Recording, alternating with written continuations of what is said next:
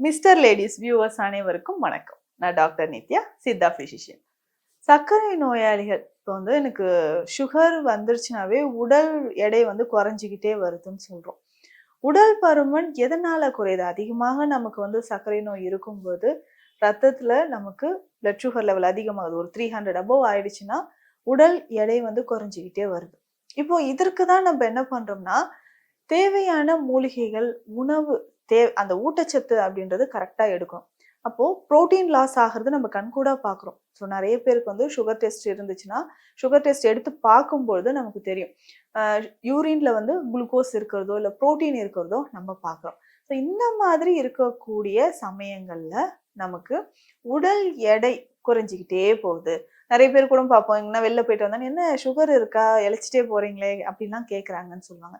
அதே மாதிரி நமக்கு சுகர் இருந்ததுன்னா, நம்ம உடல்ல டே டு டே லைஃப்ல நம்ம செய்யக்கூடிய வேலைகளும் செய்ய முடியாத மாதிரி ஒரு சோர்வு இருந்துகிட்டே இருக்கும்.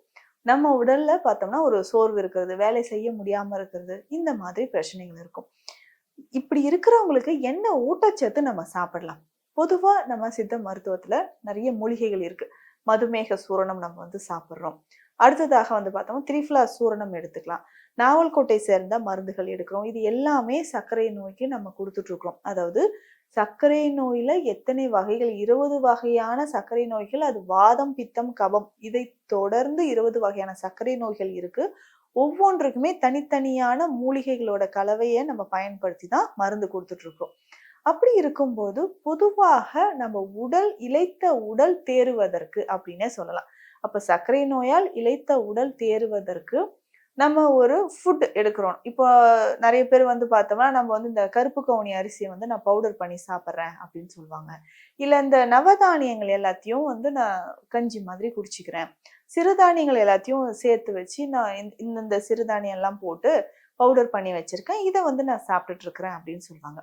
ஸோ அந்த மாதிரி ஒரு ஸ்பெஷலான ஒரு ஃபுட். இது சர்க்கரை நோயாளிகள் தாராளமாக சாப்பிட்டு சர்க்கரை நோயும் குறையும். சர்க்கரை நோயால் நம்ம உடல் இளைத்திருக்கு இல்லையா? இளைத்த உடல் நார்மலா நமக்கு வர்றதுக்கு இழந்த எடை, வெயிட் லாஸும் நிறைய பேர் ஆவாங்க. ஸோ வெயிட் லாஸ் நார்மலா ஆகிறதுக்கும் இதை நம்ம சாப்பிடலாம். இது உணவு மாதிரி தாராளமாக இது ஒரு கஞ்சி வடிவிலையோ, இல்லை இதை பயன்படுத்தி நம்ம தோசை மாவோட கலந்து இதை சாப்பிடலாம். களி மாதிரி இதை செஞ்சு சாப்பிடலாம். அப்போ சர்க்கரை நோயாளிகளுக்கு ஒரு நிரந்தரமான ஒரு உணவு அப்படின்னா இதை நம்ம தாராளமா செய்யலாம். இதுல என்னென்ன மூலிகைகளோட சேர்த்து சில பயிர் வகைகளும் நம்ம சேர்க்கிறோம். மூலிகைகள் அப்படின்னு சொன்னா திரிஃபலா சூரணம். திரிஃபலா சூரணத்தை நிறைய மருந்துகளாக நம்ம பயன்படுத்துறோம். இப்போ சித்த மருத்துவத்துல ஒரு சிறப்பு என்னன்னா, சில மூலிகைகளை ஒன்று மட்டும் இல்லாம பல வழிகள்ல இதை நம்ம ஃபாலோ பண்ணிட்டு வரோம். ஸோ அந்த மாதிரி இந்த திரிஃபலா சூரணத்தை நம்ம கஷாயமாக செய்து இந்த உணவை நம்ம தயாரிக்கிறோம் அப்படின்னு சொல்லலாம். கிட்டத்தட்ட 1 கிலோ நமக்கு திரிஃபலா சூரணம் இதற்கு தேவைப்படும். கடுக்காய், நெல்லிக்காய், தாண்டிக்காய், இது மூன்றும் சேர்ந்ததுதான் திரிஃபலா சூரணம். கடுக்காய்க்கு நமக்கே தெரியும், அதிகமான துவர்ப்பு இருக்கக்கூடியது. கிட்டத்தட்ட நம்ம தலையிலிருந்து கால் வரைக்கும் ஏற்படக்கூடிய பல நோய்களை குணப்படுத்துவதற்கு இந்த கடுக்காய் பயன்படுது. ஸோ அதே மாதிரிதான் நெல்லிக்காயும். இது ஒரு சஞ்சீவினி மூலிகை அப்படின்னே சொல்லலாம். காயகற்ப மூலிகைன்னு சொல்லலாம். நிறைய சிறப்புகள் நெல்லிக்காய்க்கு இருக்கு. ஸோ இந்த நெல்லிக்காயை பயன்படுத்தும் போது நம்ம உடல்ல இருக்கக்கூடிய பல பிரச்சனைகள் குணமாகுது. தாண்டிக்காய், தாண்டிக்காய்ன்னு சொல்லும்போது அதிகமான டானிக் ஆசிட் இதுல நிறைய இருக்கு. துவர்ப்பு தான் நம்மளுடைய சர்க்கரை நோயை விரட்டக்கூடிய ஒரு அருமருந்து அப்படின்னு சொல்லலாம். அப்போ இந்த தாண்டிக்காயை பயன்படுத்தும் பொழுது சர்க்கரை நோயாளிகளுக்கு அந்த நரம்புகள்ல இருக்கக்கூடிய பிரச்சனைகள், நரம்புகள் செயலிழந்து இருக்கிறது, இது எல்லாமே குணமாகுதுன்னு சொல்லலாம். அப்போ இந்த திரிஃபலா சூரணம் 1 கிலோ அளவுக்கு வாங்கி வச்சுக்கோங்க. இதை எப்படிங்க 1 கிலோ வாங்கி நான் என்னங்க பண்ண போறேன்? மாசத்துக்கு ஒரு 100 கிராம் வாங்குவேன். 1 கிலோ வாங்கி நான் என்னங்க பண்ண போறேன் அப்படின்னு கேட்டீங்கன்னா, அதை பயன்படுத்தி தான் இப்ப நம்ம இந்த உணவை தயாரிக்க போறோம். இதுக்கு 5 லிட்டர் தண்ணி, 5 லிட்டர் தண்ணீர்ல 1 கிலோ இருக்கக்கூடிய திரிஃபலா சூரணத்தை கூட்டி நல்லா கலந்து நம்ம கஷாயம் மாதிரி காய்ச்சிக்கிட்டே வரணும். ஸோ அடுப்புல வச்சு காய்ச்சிக்கிட்டே வரும்போது இது கிட்டத்தட்ட ஒரு 2 லிட்டர் அளவுக்கு குறையணும். ஸோ அந்த மாதிரி இந்த கஷாயம் கொஞ்சம் திக்கா வர மாதிரி 2ல இருந்து ஒரு 2.5 லிட்டர் வர வரைக்கும் இதை நம்ம அப்படியே காய்ச்சிக்கிட்டே வரணும். இப்போ காய்ச்சினதுக்கு அப்புறம் இதை எடுத்து வச்சிடணும். இது கூட நம்ம சேர்க்கக்கூடிய தானிய வகைகள் என்னென்ன, இதுதான் நமக்கு உணவாக பயன்பட போகுது. இது வந்து நல்லா நோட் பண்ணி வச்சுக்கோங்க. இதை தாராளமாக எல்லாருமே சாப்பிடலாம். இதுல என்னென்ன நம்ம பயன்படுத்த போறோம் அப்படின்னு பார்த்தோம்னா, முக்கியமா கருப்பு உளுந்து. கருப்பு உளுந்து நம்மளுடைய தசைகளுக்கு வலிமை சேர்க்கக்கூடியது. எல்லா தானியங்களும் ஒரு 100 கிராம் அளவுக்கு போதுமானது. இதுக்கு ஏற்ற மாதிரி இன்னும் அதிகமா வேணும்னா இந்த ரேஷியோ வந்து கொஞ்சம் நீங்க இன்க்ரீஸ் பண்ணிக்கோங்க. ஃபர்ஸ்ட் வந்து பார்த்தோம்னா கருப்பு உளுந்து நம்ம எடுத்து வச்சுக்க போறோம் 100 கிராம் அளவுக்கு. அதற்கு அடுத்தது வந்து பார்த்தோம்னா கொண்டைக்கடலை, கருப்பு கொண்டைக்கடலை எடுக்க போறோம் 100 கிராம். அதுக்கப்புறம் கோதுமையும் 100 கிராம் எடுக்க போறோம். அடுத்து முக்கியமாக வந்து பார்த்தோம்னா பச்சரிசி, பச்சை பயிறு இதுமே வந்து 100 கிராம் எடுத்துக்கணும். கருப்பு எள்ளு 100 கிராம் எடுக்க போறோம். இதோட சேர்ந்து வேற என்ன தானியங்கள் நீங்க சேர்க்கணும்னு நினைச்சாலும் 1 அல்லது 2 தானிய வகைகளை சேர்த்துக்கலாம். முக்கியமாக நரிப்பயிறு.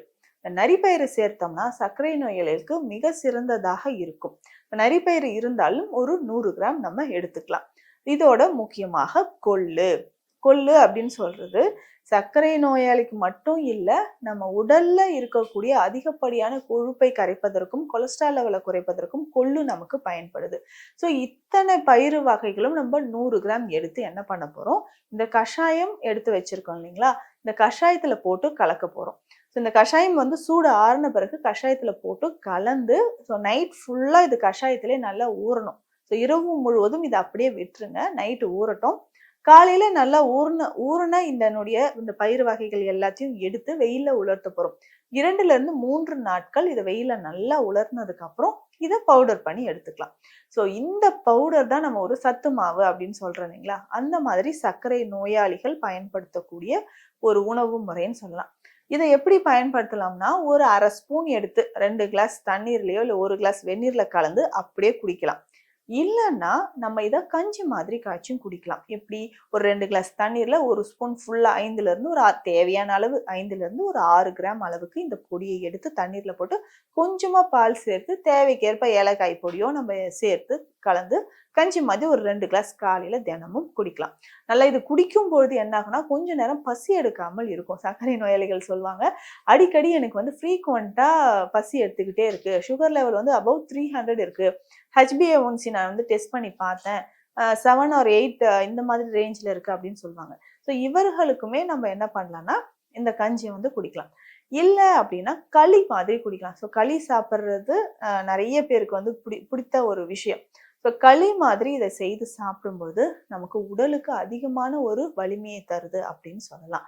இந்த கஞ்சி எந்த ரூபத்துல வேணாலும் சர்க்கரை நோயாளிகள், டயபெட்டிக் பேஷண்ட்ஸ் வந்து தாராளமாக சாப்பிடும்போது மருந்து வகைகளோடு இதை சாப்பிட்டோம்னா நிச்சயமாக ஒவ்வொரு மந்த் நம்ம வந்து பிளட் டெஸ்ட் எடுத்து பார்க்கும்போது சர்க்கரையோட அளவு குறைஞ்சிக்கிட்டே வர்றதை கண் கூட பார்க்க முடியும். அது மட்டும் இல்லாம இளைத்த உடல், நீரிழிவு நோயால் நமக்கு உடல் எடை இழப்பு ஏற்படுது, உடல் இளைக்குது, சோர்வாக இருக்கு. அதுக்கப்புறம் பெரிஃபரல் நியூரோபதின்னு சொல்லுவோம், கால்கள்ல வந்து மறுத்து போறது, கண்கள்ல குறைபாடு, விஷன் வந்து கொஞ்சம் குறைபாடு ஏற்படுறது, இந்த மாதிரியான பிரச்சனைகள் அனைத்திற்குமே இது ஒரு சிறந்த ஒரு முறையாக இருக்கு அப்படின்னு சொல்லலாம். சர்க்கரை நோயாளிகள் கவலையே வேண்டாம். நம்ம சொன்ன சித்த மருந்துகளோடு இதை வந்து ஒரு உணவாக நீங்க ஃபாலோ பண்ணீங்கன்னா நிச்சயமான ஒரு நல்ல பலனை கொடுக்கும், ஆரோக்கியமாகவும் வாழ முடியும். மீண்டும் அடுத்த பதிவில் சந்திக்கலாம். நன்றி.